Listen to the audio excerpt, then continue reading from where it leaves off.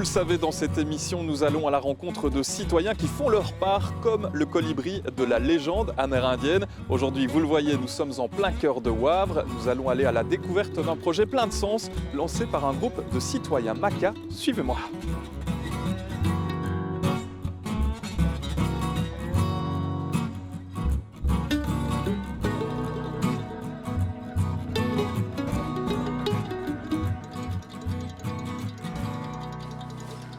Salut Evelyne. Bonjour.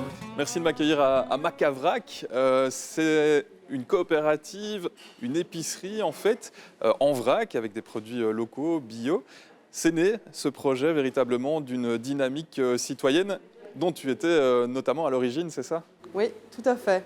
Donc en fait, en 2016, on a commencé le mouvement Wavre en transition à Wavre, donc avec une projection de film et après des tables rondes autour de différentes thématiques. Et donc à ce moment-là, à l'une de ces tables de discussion a émergé ce projet et un groupe de travail s'est mis en place, qui a grandi après grâce à d'autres groupes qui s'étaient mis en place autour d'ateliers zéro déchet. C'est vraiment des énergies qui se sont rassemblées, l'intelligence collective, quoi. Des gens qui voulaient prendre en main leur consommation, donc consommer plus local, savoir ce qui est dans leur assiette et qui avaient envie de vraiment être acteurs de ce changement. Et donc du coup, on a commencé à réfléchir et le moment vraiment où le projet a commencé à devenir super concret, c'est le moment où on a trouvé le local à l'Athénée Royal Maurice Carême. Donc à partir de là, vraiment, on a créé la coopérative très rapidement, on a levé les fonds, on a fait un appel à coopérateurs même pendant les congés et donc on a eu vraiment beaucoup de succès. C'est très chouette. On a réussi à doubler le capital grâce à la région wallonne via la Sowexom. Et donc, du coup, on a pu ouvrir notre épicerie en février 2019 à l'Athénée Royal Maurice Carême. Voilà, là, c'était la première implantation. C'était la première implantation. On ne s'y trouve plus maintenant, on est rue des Fontaines, on est vraiment en plein cœur de Wavre. Et cette implantation-ci, elle a vraiment permis aussi de donner une impulsion nouvelle au projet encore ? Oui, tout à fait. Donc, cette localisation ici, vraiment au plein cœur de Wavre, a permis d'attirer une autre clientèle, du coup, en plus de nos coopérateurs de base. Effectivement, parce qu'on a plus ou moins 60% de coopérateurs et 40% de clients non coopérateurs, parce que l'épicerie est ouverte à tous. N'importe qui peut venir. Oui, tout à fait. Et donc, du coup, ça nous a permis vraiment au fil des années d'élargir complètement notre gamme et d'arriver à quelque chose de vraiment complet. Il y a moyen de faire toutes ces courses ici parfaitement. En réduisant notamment ces déchets, puisqu'il y a du vrac, ça on en parlera tout à l'heure ensemble. Mais avant ça, si tu veux bien, je vais aller rejoindre Nathalie. On va parler de tous les aspects sociaux du projet, parce qu'il y a plein d'activités qui sont organisées ici, en plus de l'épicerie, c'est ça je pense. Oui, tout à fait. On se rejoint tout à l'heure.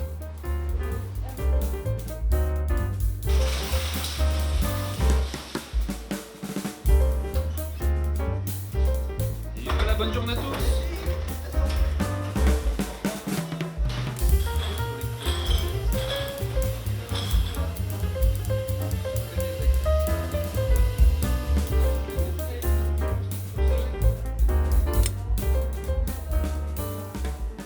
Salut Nathalie. Bonjour François. Ça a l'air délicieux ce que tu es en train de placer dans ce petit pot, mais je ne viens pas parler des produits avec toi et des friandises. Je voulais plutôt évoquer toute la dimension citoyenne du lieu, parce qu'il n'y a pas que l'épicerie, il y a aussi énormément d'activités qui viennent se greffer au projet. Oui, l'épicerie est comme une branche d'un arbre. Donc il y a Wavre en transition, et puis alors de là, tous ces projets ils sont reliés pour tisser du lien. Donc c'est vrai qu'il y a un projet zéro déchet, par exemple, un projet sur la transition intérieure, un projet sur les entrepreneurs. Il y a le Wacoud pour apprendre et coudre ensemble. Il y a un projet de Ripper Café. Donc, il y a une quinzaine de projets comme ça. Et d'ailleurs, c'est indiqué sur la façade et ici au-dessus aussi, c'est Maison de la Transition. Et Macavrac se trouve à l'intérieur de cette maison. Oui, voilà. Et c'est une maison qui, au départ, Macavrac n'était pas dans ce lieu-ci. Et donc, ici, il y avait le début de l'Arbre qui pousse aussi, qui est un projet. Le Germoir des Fontaines. Le Germoir des Fontaines. Il y a l'Arbre qui pousse qui a semé un rêve ici. On a essayé de trouver une place ici à Wavre, puis finalement, c'est Otigny. Il y a comme ça tous des porteurs de projets qui sont venus ici. Et puis à un moment donné, Macavrac a dû se changer d'endroit et donc est venu ici et c'est magnifique parce que le lieu est beau, il est ouvert, il est beau et je trouve pour la transition et pour l'âme du monde ou pour le bon de tout le monde, le beau est très important aussi. Et ça, on l'a vu pendant les inondations, parce qu'ici, ça a été inondé, et pas qu'un peu. Oui. Et c'est là qu'on a vu aussi toute cette solidarité qui s'est mise en place. Oui, ça c'était magnifique. Donc il y avait un bateau qui arrivait ici dans le magasin, donc l'eau était jusqu'ici. Et donc nous, on se relayait, on est quand même 300 coopérateurs. Donc cet événement des inondations, ça a été un moment où on s'est rendu compte qu'on était une grande communauté. Et à tout moment, toutes les heures, on était là, il y avait des relais. Et puis à un moment donné, on était presque gênés d'être autant pour un lieu. Et donc on s'est dispersés dans la ville, on a été aidés des citoyens, des magasins. Il n'y avait plus de mur entre les gens, on était tous concernés. Et donc on s'est dit, mais des collectifs comme ça, qui n'appartiennent pas à une personne, mais c'est vraiment un nous, permet vraiment de toucher au goût de la solidarité plutôt que d'être abattu par un choc. Oui. Donc on s'est dit, ça c'est pour l'avenir, c'est vraiment la résilience joyeuse. C'est parce qu'on a ouvert une bouteille de vin au milieu de l'eau. On s'est dit, ces liens, ça nous permet de tout traverser. Ouais, un superbe projet. Mais moi, je vais retourner près d'Evelyne parler des produits de la coopérative parce que ça m'a donné faim de voir tout ce que vous proposez ici. Ça, c'est magnifique. Je vais aller m'intéresser à ce qui se fait au niveau du vrac avec elle. Très bien. Merci François. Merci aussi.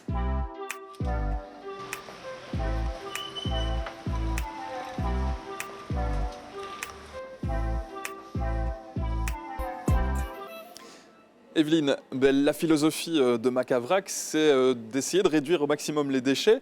Et donc il y a du vrac, forcément, c'est dans le nom du projet. Ça fait parfois un peu peur à certaines personnes, mais en fait c'est super facile, non?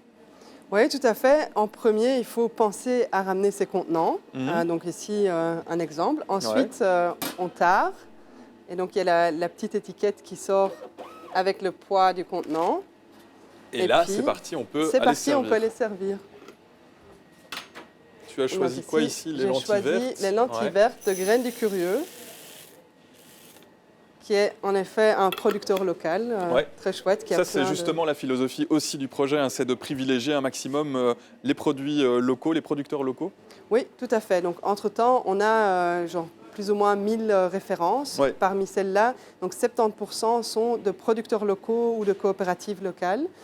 Et donc, ça fait plus ou moins 80 producteurs locaux ici dans tout le magasin. Donc, on peut vraiment trouver quasiment tout ce qu'il faut pour faire ses courses ici, c'est ça? Tout à fait, oui. Il y a des discussions aussi avec les producteurs pour les inciter justement à réduire les déchets, à passer au vrac. Ça, c'est compliqué à se mettre en place?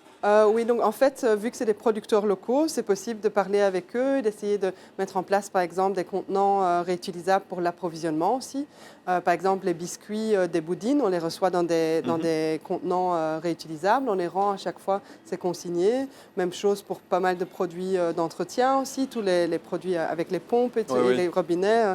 Donc ça existe pour plein de produits déjà et à chaque fois, au fur et à mesure, on en parle avec les producteurs et on essaye de faire en sorte qu'ils inventent des contenants réutilisables qu'on leur rend à chaque fois. Et on essaye aussi évidemment que le travail soit reconnu à sa juste valeur, le travail des producteurs, et que ce soit répercuté dans un prix juste évidemment.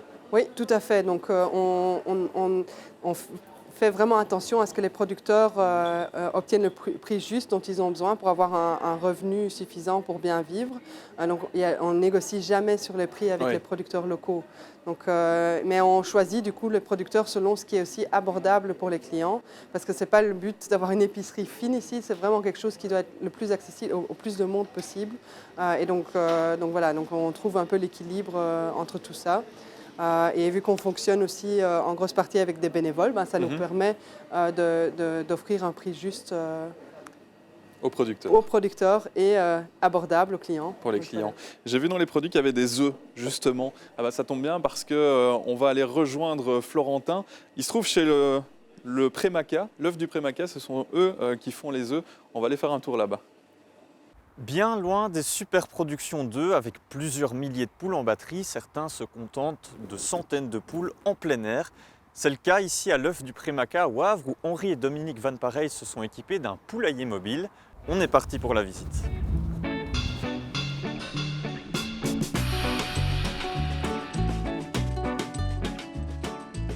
Bonjour Dominique. Alors ici on le voit derrière nous, vous avez quand même un bel espace, un grand pré. Alors pourquoi avoir choisi ce dispositif, le poulailler mobile, qui finalement délimite la taille dans laquelle les poules peuvent picorer? Eh bien, bonjour. Nous avons décidé de s'orienter vers un poulailler mobile pour que les poules puissent aller tout le temps, toute l'année, 365 jours sur l'année, à l'herbe.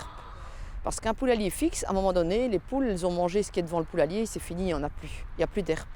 Donc ici, notre avantage, c'est qu'elles aient de l'herbe toute l'année. Donc on le déplace en fonction de la météo, soit une semaine, soit 5 jours, soit 15 jours l'été où l'herbe pousse beaucoup plus. Voilà, ça dépend vraiment de la météo et de l'état du sol.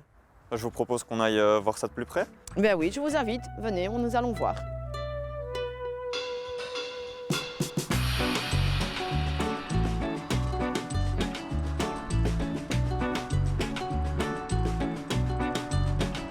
Bon ben voilà, on est à côté de la bête qui accueille les poules. Comment est-ce que ça fonctionne à l'intérieur, le dispositif? Tout est ici, donc elles peuvent descendre, elles ont un petit jardin d'hiver avec de la paille en bas. Et alors elles vont à l'extérieur, évidemment.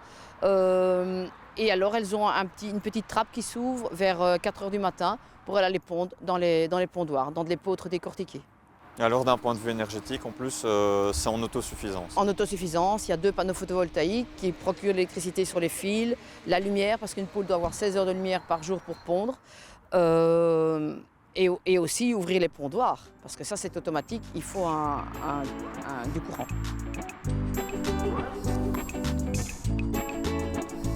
Au-delà de la qualité de vie et les conditions dans lesquelles vivent les poules en plein air, par rapport à des poules en batterie, est-ce qu'on peut dire que la qualité de l'œuf est meilleure aussi?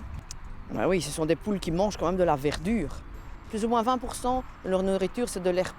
Si elles ne vont pas dehors, elles ne mangent pas d'herbe, elles le mangent en granulé, ou en froment, tout ça. Donc ici, cet apport, elles l'ont puisqu'elles vont dehors, elles vont à l'extérieur. Et ça se ressent dans le goût, la texture de l'œuf? Mais c'est ce que tous les clients me disent. Même les clients, quand ils tombent à court, ils vont dans les grandes surfaces. Ah non, non, hein, c'est pas la même chose. On veut vos œufs, on veut vos œufs.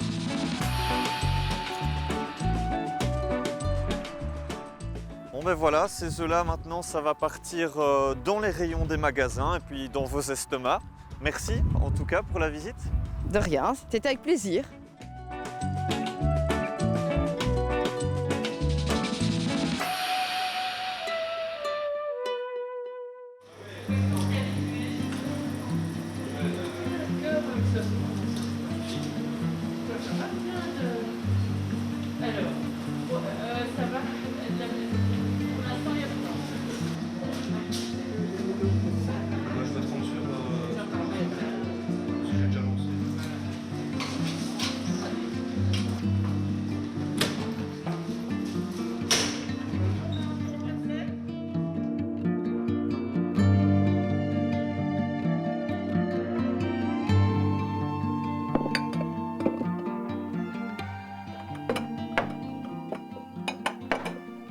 Salut Benoît.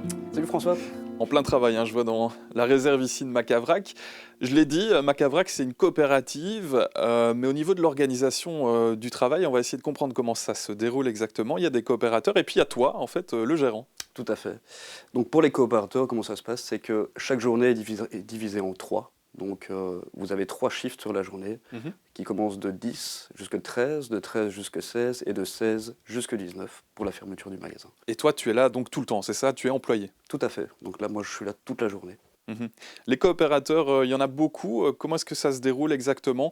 On voit ici sur le mur, il y a toute une série de noms. Ils sont autant que ça à s'impliquer dans la gestion du magasin, ouais? Effectivement, au sein du magasin, j'ai entre 130 et 140 coopérateurs qui passent par mois. Ici, donner 3 heures de leur temps. On essaye de répartir ça de façon équitable aussi, de façon juste, je présume. Ça fait partie de l'ADN du projet, évidemment. Tout à fait. Donc, ils donnent 3 heures de leur temps une fois par mois. On a la volonté de s'agrandir encore à un moment, d'avoir plus de coopérateurs ou pas? Oui, toujours, parce que certains restent dans le projet pendant un certain temps et décident de changer de projet et de donner leur temps pour un autre projet qui les intéresse. Du coup, il y a souvent un renouvellement de tous ces coopérateurs. Alors, ce qui fait aussi l'essence du projet, et le principe d'une coopérative, évidemment, c'est que chacun a un peu son mot à dire, finalement, dans la gestion. Il y a des assemblées dans lesquelles on peut émettre ses idées, voter aussi. Tout à fait, on passe à des votes. Chaque idée des coopérateurs est étudiée, analysée, et on essaye de les mettre au point. Et ça tient à quoi, ces idées? Qu'est-ce qu'on peut proposer? Qu'est-ce qui peut changer, par exemple? Par exemple, il n'y a pas longtemps, on a lancé une action qui s'appelle Ma Quantité, ici dans le magasin. Donc, c'est les coopérateurs ont la possibilité d'acheter en gros donc des sacs complets de denrées alimentaires, une fois par trimestre.